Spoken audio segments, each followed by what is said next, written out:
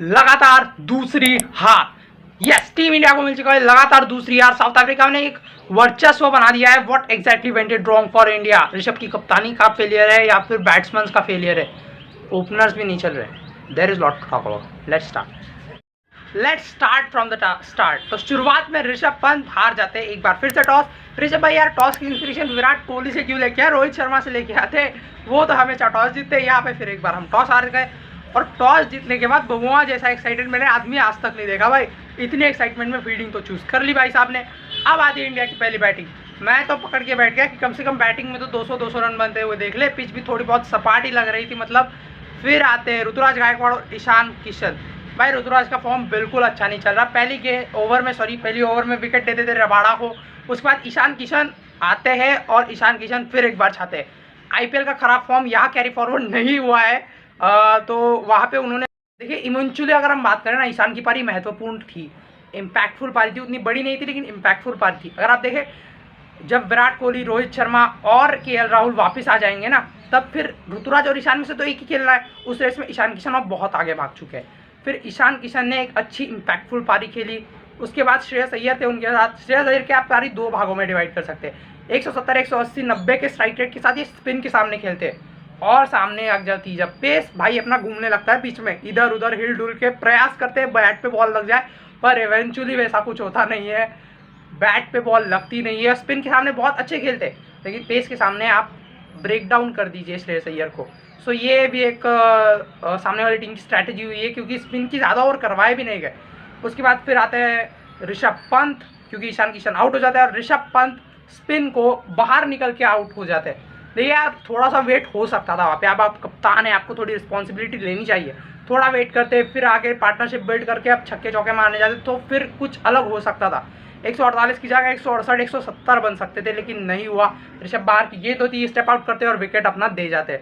उसके बाद आ रहे हार्दिक पांड्या और हार्दिक और श्रेयस की साझेदारी अच्छी चल रही है। फिर हार्दिक भी अंदर वाली गेंद आती है, वहाँ पे आउट हो जाते हैं। वहाँ पे फिर आते हैं अपने ऋषभ, और वहाँ पे अब आपको एक चांस है, डीके को आगे भेज दीजिए क्योंकि और तो कोई बैट्समैन फिर बचा ही नहीं है ना। डीके को आगे भेज दीजिए और फिर आप अच्छी तरीके से एक पार्टनरशिप लगाइए। अंत में आप फायर अप कर सकते हैं।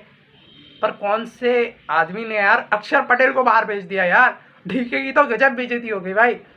डीके नहीं आते, अक्षर पटेल आ जाते, पर उसका कुछ ज़्यादा फर्क पड़ा नहीं क्योंकि श्रेयस भाई ने बोला नहीं भाई मैं अब और ज़्यादा नहीं टिक सकता। फास्ट बॉलर की गेंद है, शॉर्ट बॉल को फिर से बदला लगा के पीछे अपने आउट हो जाते श्रेयस अय्यर। फिर आते हैं दिनेश कार्तिक, वो भी चल रहे पार्टनरशिप लगा रहे, उनके भी बैट पे बॉल नहीं लग रही। फिर आता है आखिरी ओवर, उससे पहले अक्षर पटेल भी आउट हो जाते। फिर आते हैं हर्षल पटेल, पटेल गॉन पटेल ऑन। फिर आखिरी ओवर में पहले गेंद पे पटेल छक्का मारते हैं। उसके बाद डीके पर स्ट्राइक करती तो डीके सेकंड लास्ट दो बॉल तक 2 छक्के मार देते हैं। फिर सिंगल आता है। सो इवेंचुअली इंडिया लड़ते झगड़ते 148 तक पहुंच जाती है। सी हियर 148 जो है ना, वो एक फाइटिंग टोटल आप कह सकते हैं।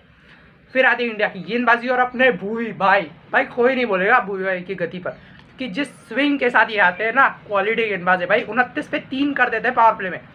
और यहाँ पे आता है अब ट्विस्ट। देखिए स्पिनर्स का ना बहुत बड़ा फेलियर हुआ है। अक्षर ने एक ओवर में 19 खा लिए, 4 में 49 पड़ गए भाई अपने यूजी चहल को। पर्पल कैप 3 के सर पे, लेकिन पिछले कुछ मैचेस में सच्चाई ये है कि वो उतने अच्छे चल भी नहीं रहे। अक्षर पटेल और उनको बहुत तगड़े रन पड़ जाते हैं। फिर अंत में जाते जाते आपकी पार्टनरशिप बिल्ड हो जाती है और इंडिया पार्टनरशिप ब्रेकडाउन नहीं कर पा रही है। अमूमन 3 विकेट के बाद गिरने के बाद इंडिया को विकेट नहीं चाहिए, शायद पार्टनरशिप ही नहीं मिलती भाई। बुमराह और हेनरिक क्लासन की बात करना जरूरी, क्योंकि जिस तरीके से टेक ऑन किया इन्होंने स्पिनर्स को, इट्स अनबिलीवेबल। जिस तरीके से उन्होंने टेक ऑन किया स्पिनर्स को, फास्ट बॉलर को साउथ अफ्रीकन बैट्समैन अमूमन अच्छा खेलता ही है। और जिस तरीके से उन्होंने बल्लेबाजी की, कहीं भी लगाने की प्रेशर में है बंदा। इंजर्ड भी हो गए तो थोड़े लास्ट में, बट डजंट मैटर। अंत में जाते जाते इंडिया को थोड़ी बहुत विकेट्स मिल गई, बट कुछ फ़ायदा था नहीं क्योंकि मिलर थे उनके साथ। फिर आते गए जाते गए, रबाड़ा आ गए, अंत में वो भी आउट ही गए। भुवनेश्वर को अपनी 4थी विकेट मिल गई। Bhuvneshwar Kumar is stand out performer of this match we can say from India's point of view, क्योंकि जिस तरीके की गेंदबाजी उन्होंने की ना, कंडीशन सप्लाई है इनके साथ हमेशा। अगर स्विंग मिल रही है तो इनसे बेहतर गेंदबाज कोई नहीं। अगर स्विंग नहीं है तो इनको लाइन पे काम करना पड़ेगा, क्योंकि बहुत तगड़ी रेस में ये भाग रहे हैं जहाँ पे बहुत सारे यंगस्टर्स ग्रूम हुए। आफ्टर दैट फिर अमूमन कुछ फ़ायदा हुआ नहीं। साउथ अफ्रीका ने बड़े आसानी से चेज कर लिया और दिस इज़ द रियलिटी कि अब भारत पिछड़ चुका है 2-0 से। अब नॉकआउट श्रृंखला हो चुकी है। वीडियोज़ आने वाले लगातार 3 दिन। सो चैनल को सब्सक्राइब कर दो, वीडियो को लाइक कर दो।